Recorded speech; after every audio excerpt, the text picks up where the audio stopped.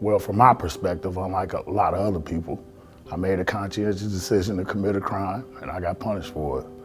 And I ended up catching a 25-year mandatory sentence, and I ended up doing 20 years on it.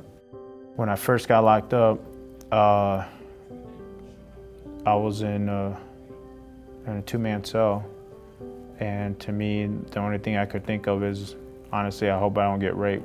It was honestly scary, not knowing what I was gonna be going through.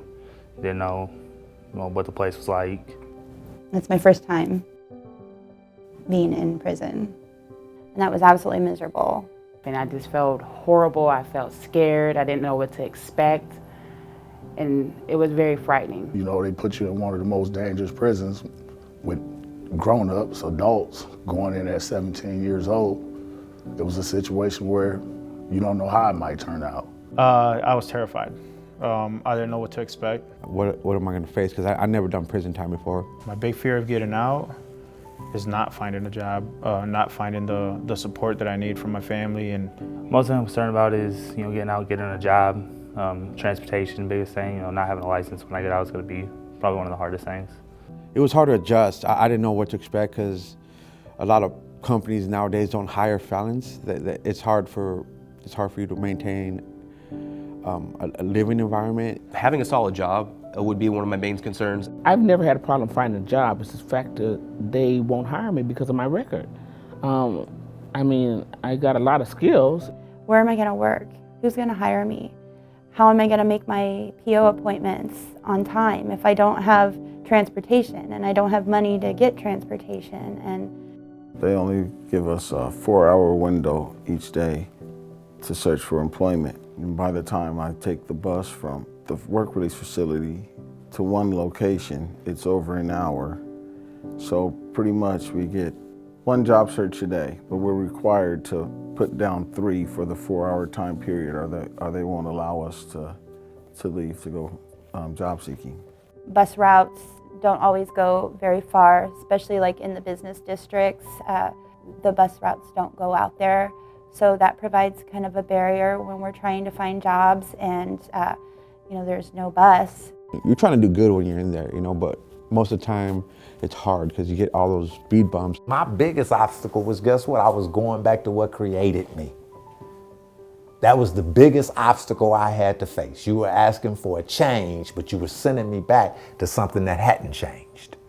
I was also afraid of coming across other people that I knew on the streets.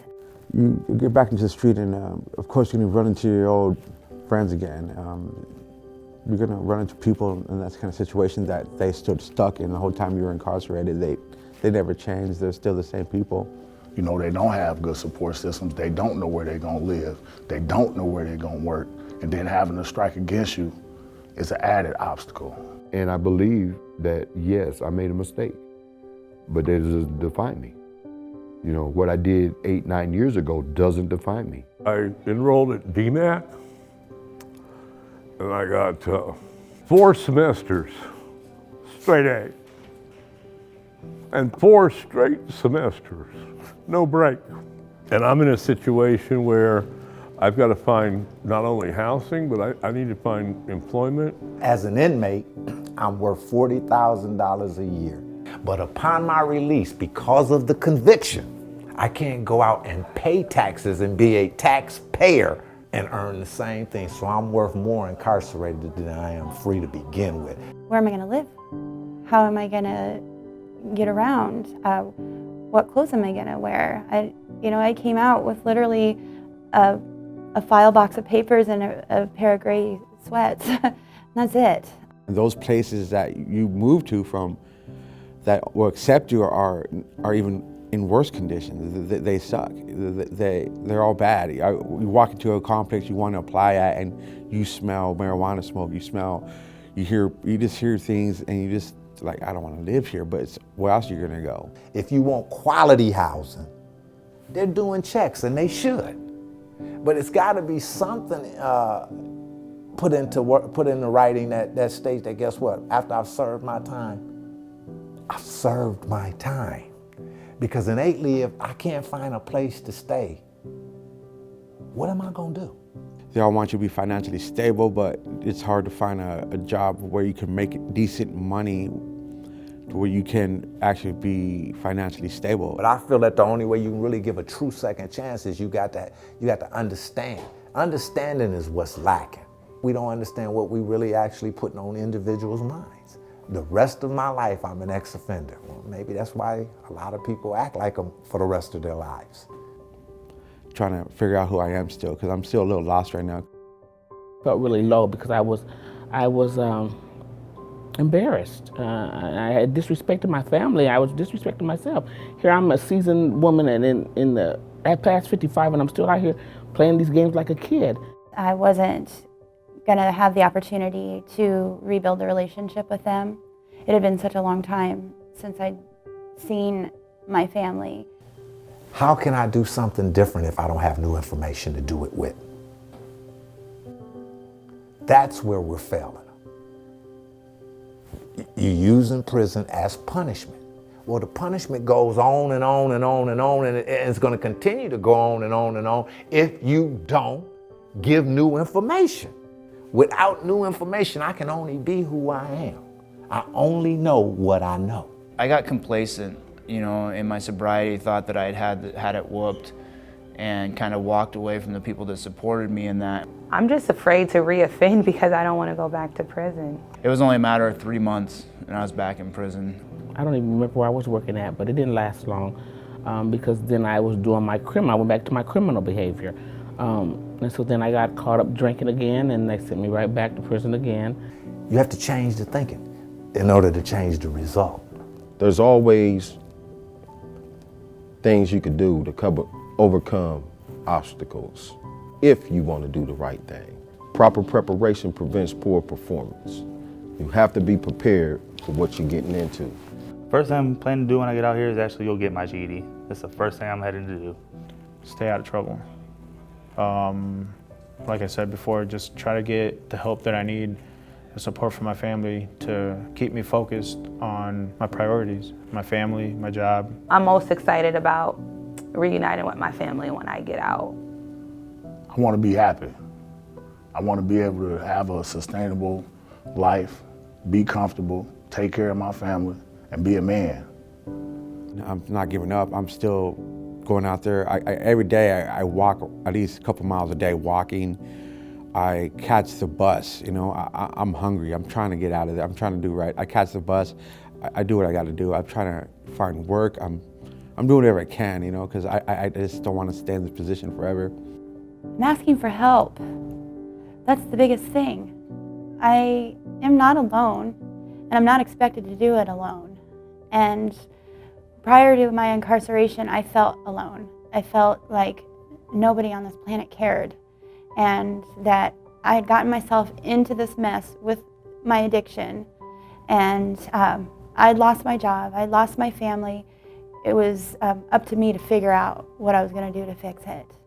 And I didn't know how to fix it. And I had too much pride in me to say, I don't know how to fix it, I need help. So the biggest thing that I do today is ask for help.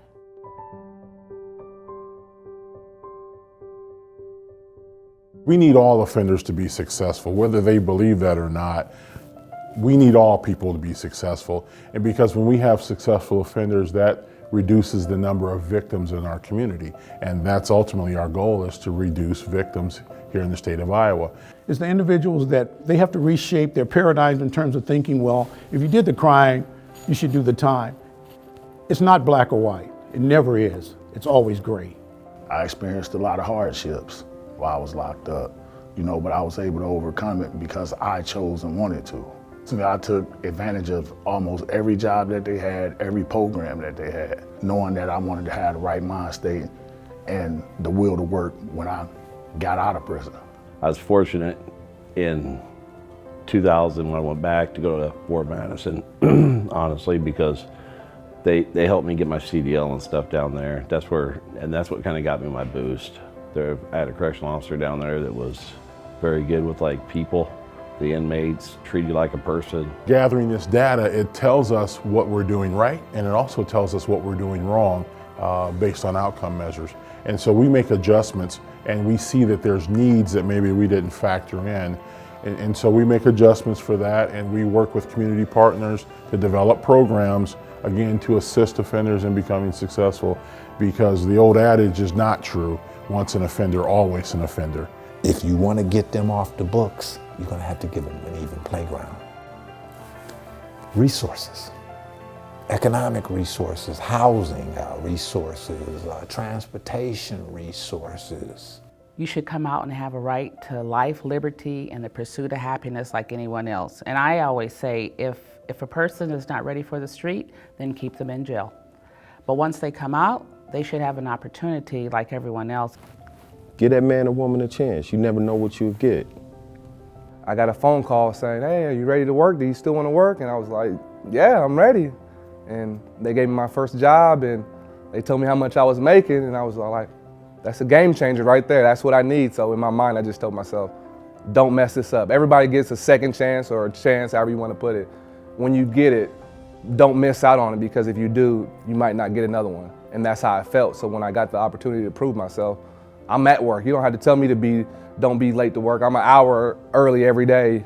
You don't have to ask me, do I want to stay late? Just put me on the list to stay late. I'll work, I'll do whatever it takes. And so again, that's why we've partnered with so many community agencies in order to help make lasting change in offenders' lives.